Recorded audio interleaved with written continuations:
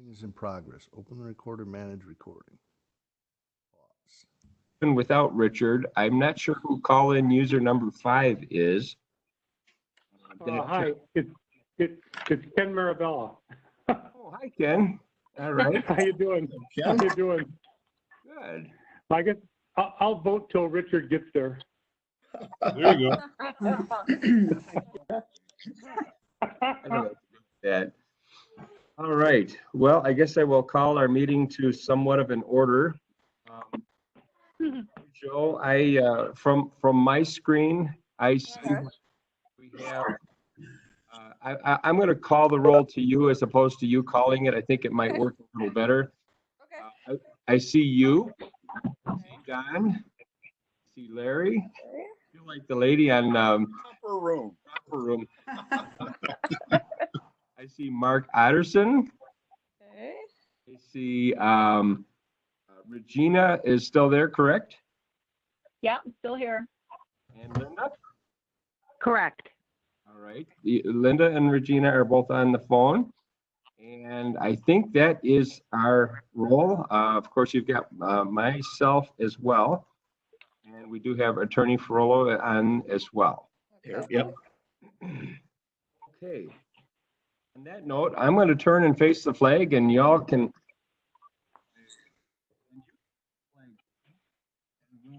Recite the flag. You're breaking up, John.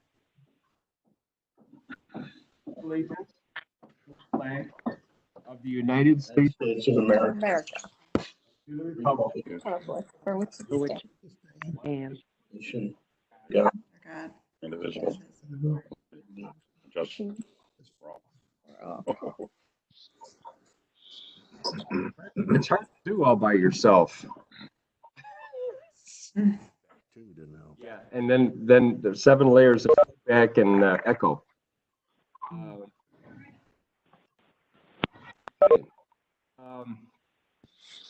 So we have moved on then to approval of the minutes of the regular village board meeting of March 26th, 2020, which I will add was also held through WebEx and telephone presence. Do we have any additions or corrections to the minutes as they are presented? Hearing none, Make a motion to approve. we have a motion by trustee Otterson, second by trustee Miller. by trustee Miller. Thank you. It does help if you say who you are if you're not on the video. Any discussion? Roll call, please. Trustee Jensen. Trustee Miller. Aye. Trustee Addison. Aye. Trustee Siddick. Aye. Trustee Wells.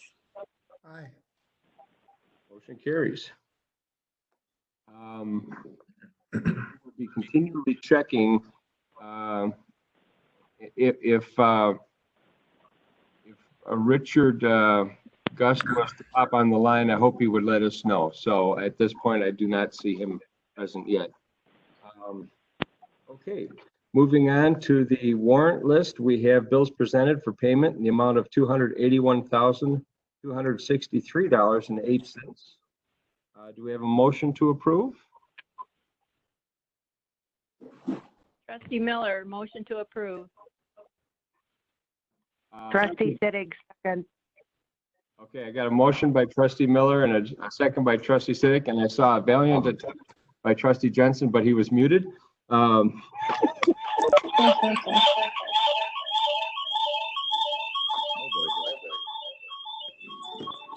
why I mute myself.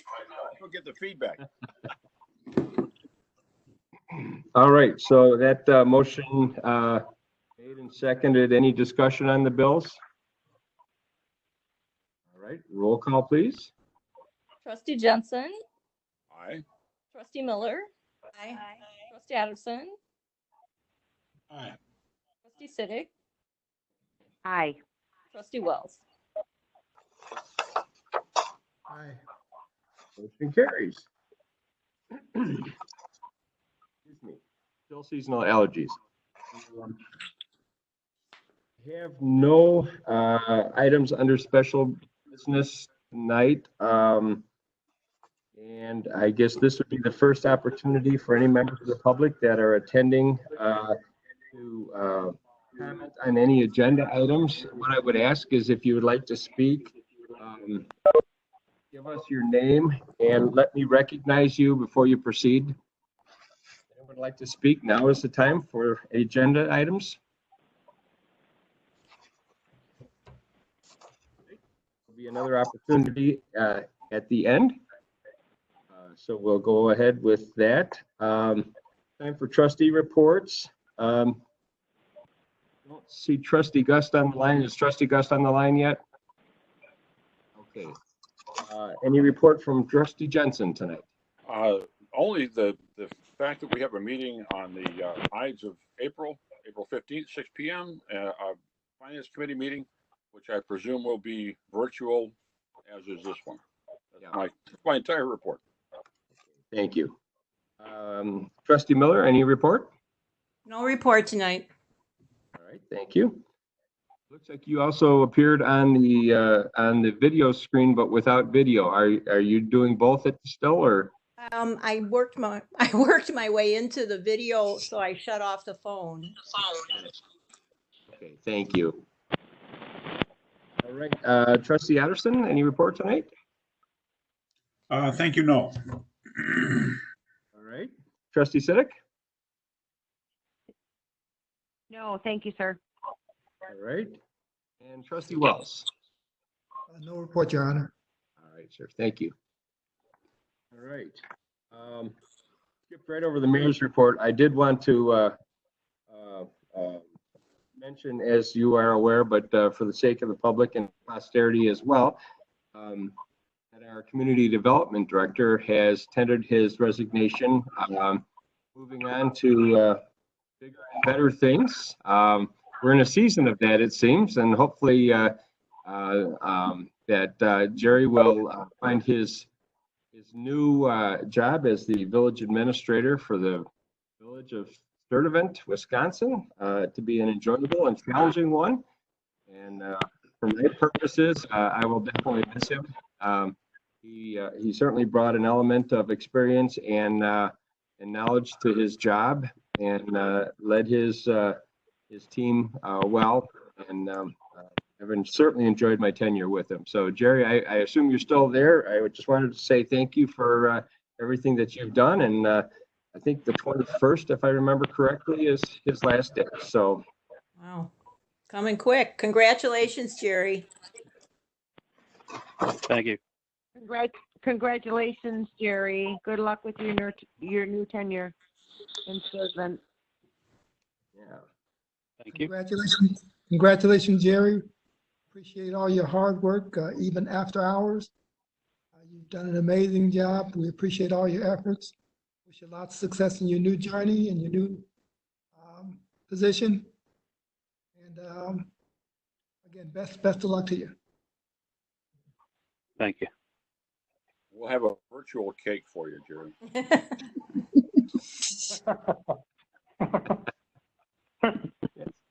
That sounds good, actually. Low calorie.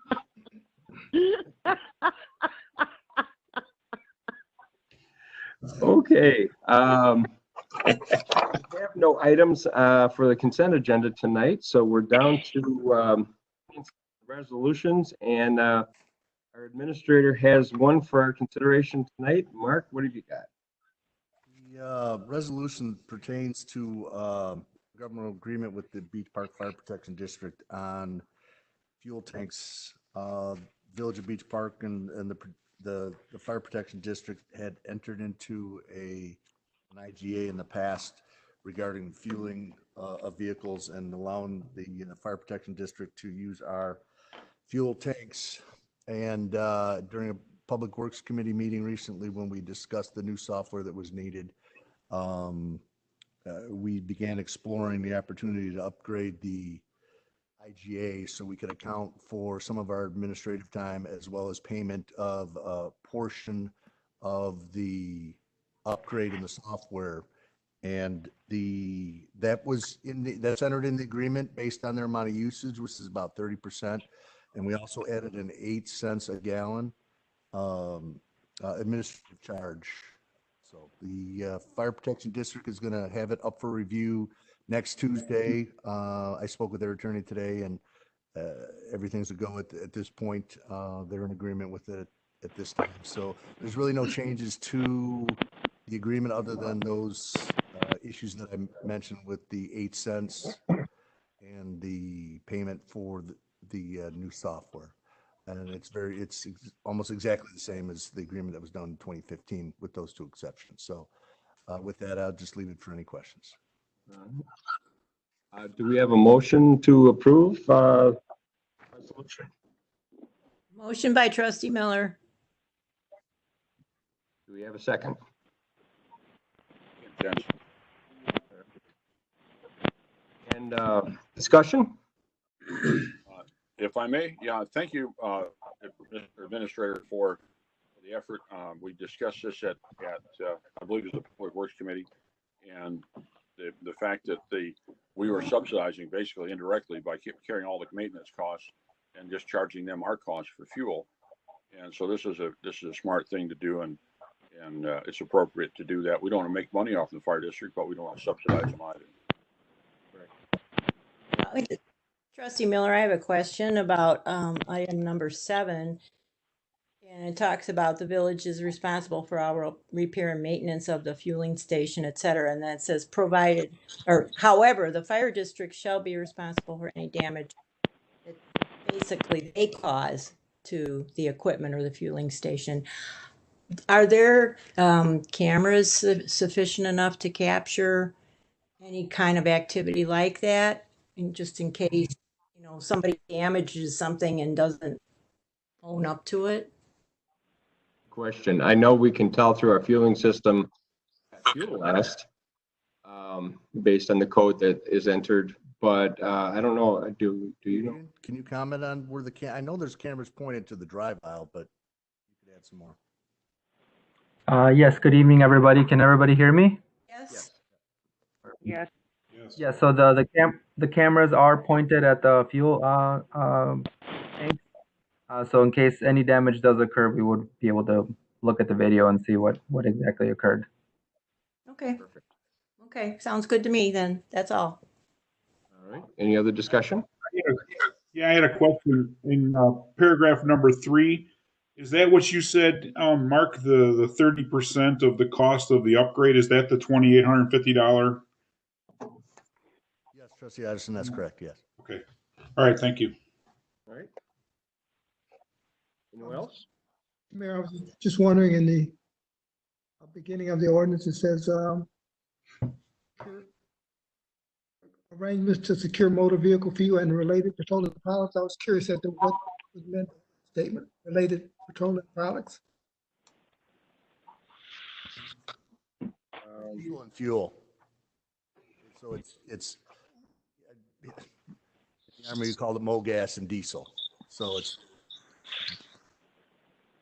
nothing else, though. And just one other quick question. If possible, the bill shall include the description of the vehicle having been fueled. That's something that it says when possible. Is there a problem with getting the identification of the vehicle, or is that? Say it again. It's whenever possible that they would get the identification.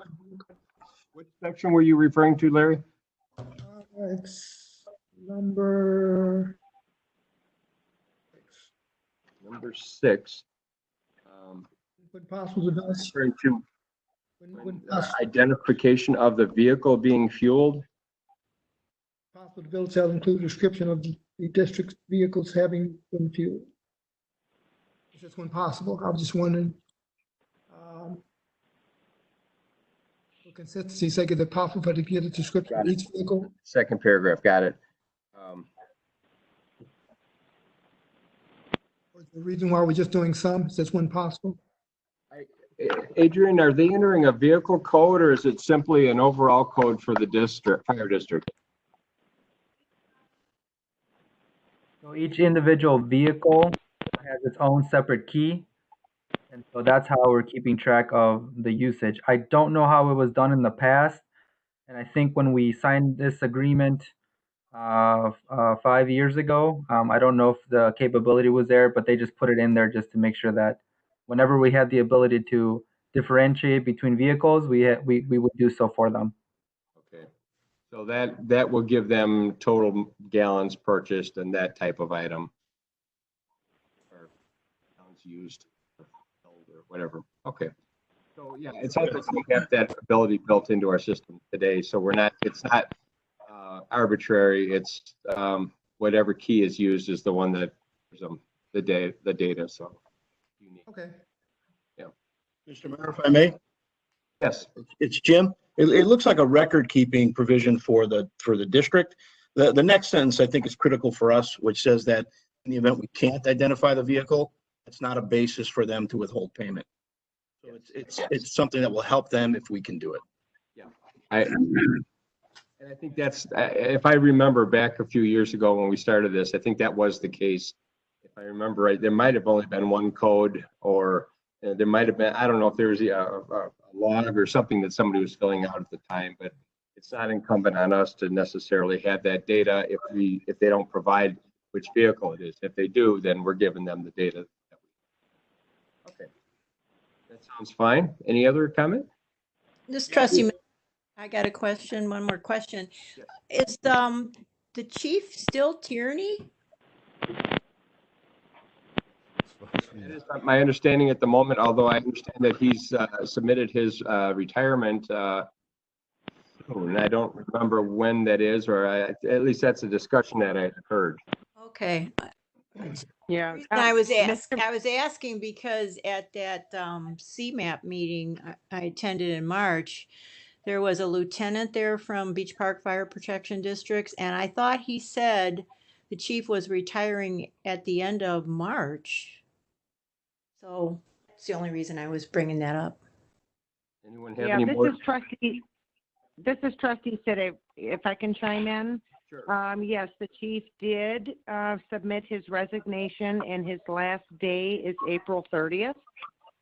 Oh. And Tom Stahl is in line for the position to take over. This is Jensen here. Would it not be a good idea to just change that then from the named person to the office, the incumbent fire chief?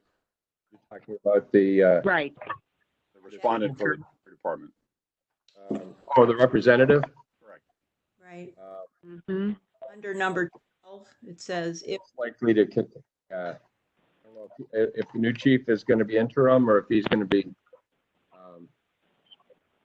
yeah, we could do that. We could change that to the fire chief. This has been reviewed by their attorney and he provided ethics on the contacts. So Certainly, normally with any, Jim, you can chime in on this too. And anytime a person is referenced, if the person departs, then the replacement is the one that's assumed. Is that correct? Yes, that's absolutely correct.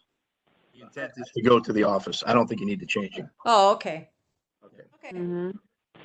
Well, under the village, it just says village administrator. It doesn't have a name, so Yeah, it's true. just implied. Well, yeah, that's Take note of that, It does Mark. say the district's fire chief will be the representative. The signature block has got his name on it. and Careful note of that, Mark. There must be a reason behind that. Mm-hmm. Oh, Don. please, my heart can't take anymore. No more.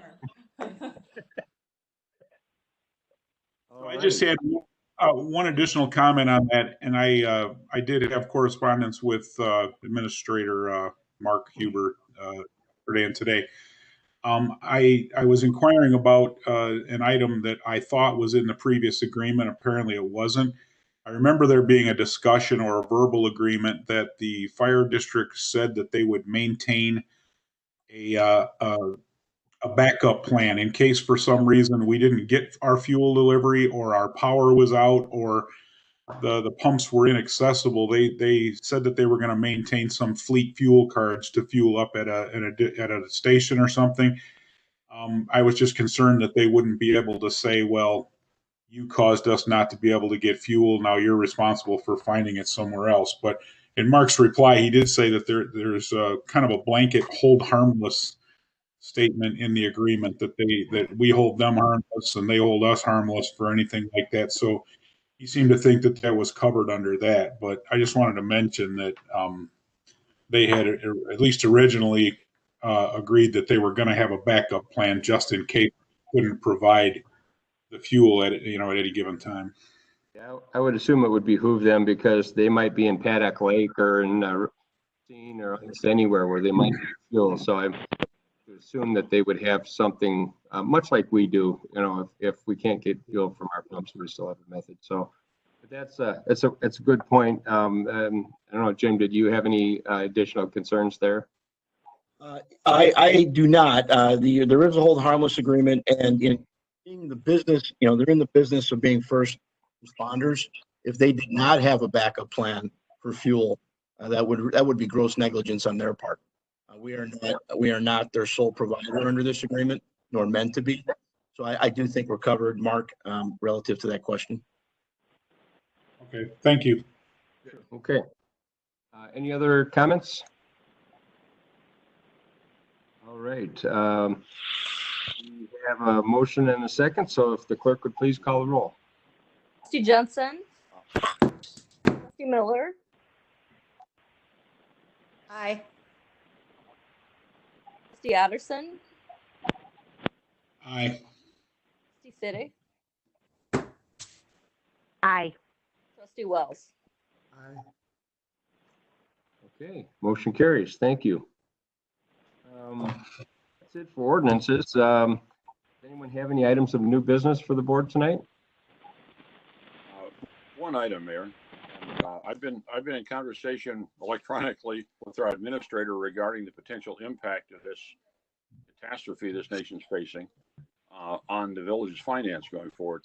And I know that in many cases, villages are expecting considerable drops in both sales tax and LGDF shared income tax once the cycle of payments hits us.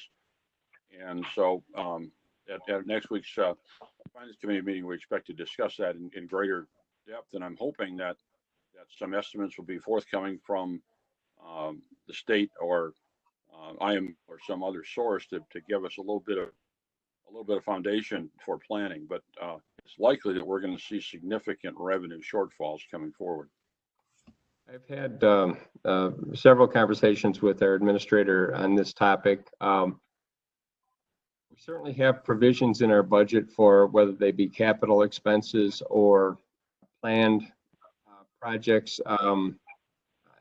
in various forms, never mind vacancies to be filled and the like, that we have some timing control over.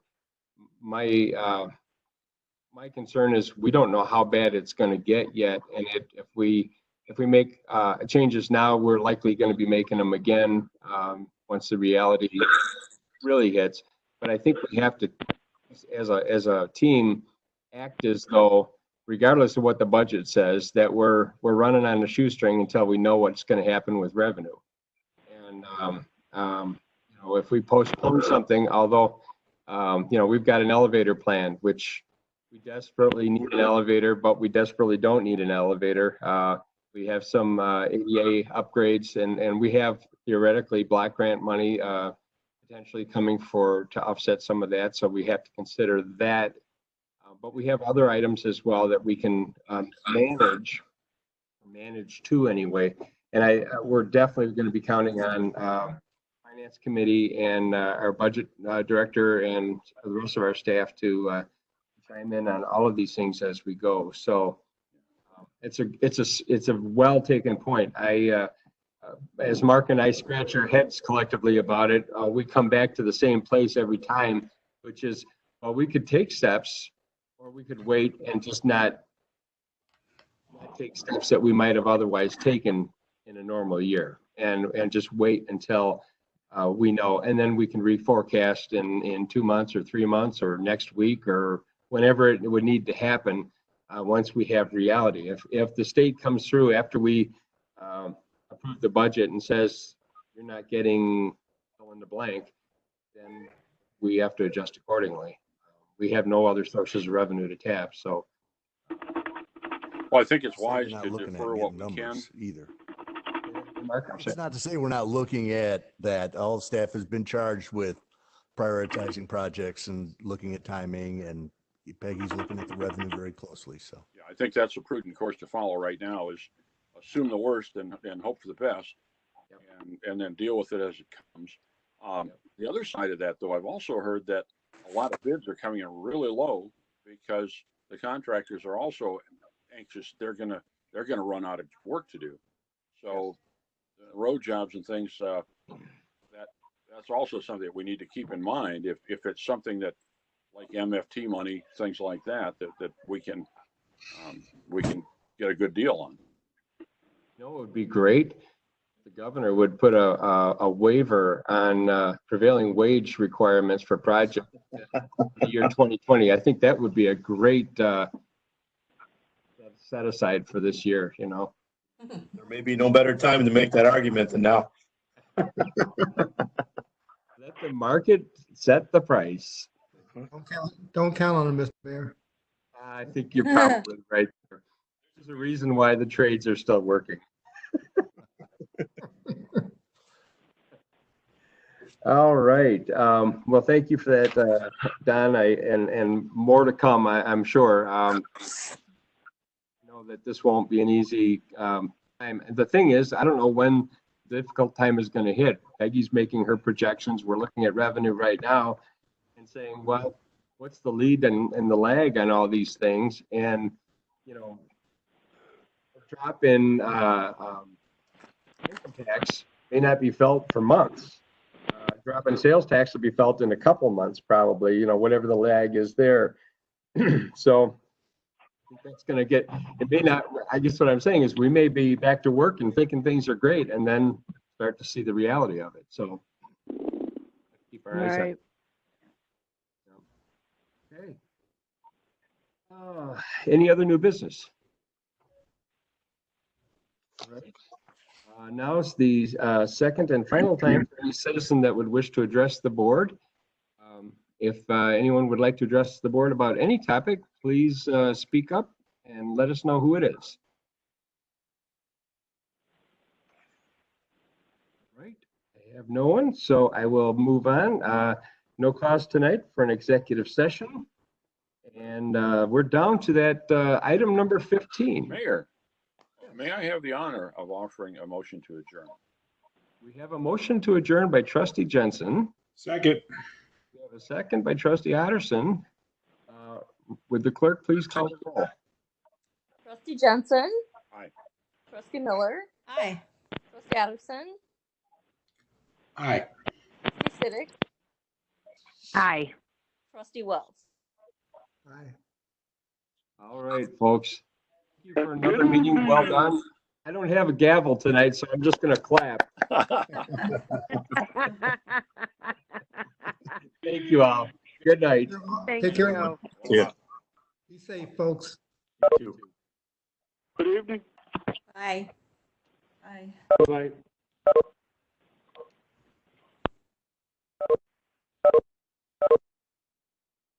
Shut off the record.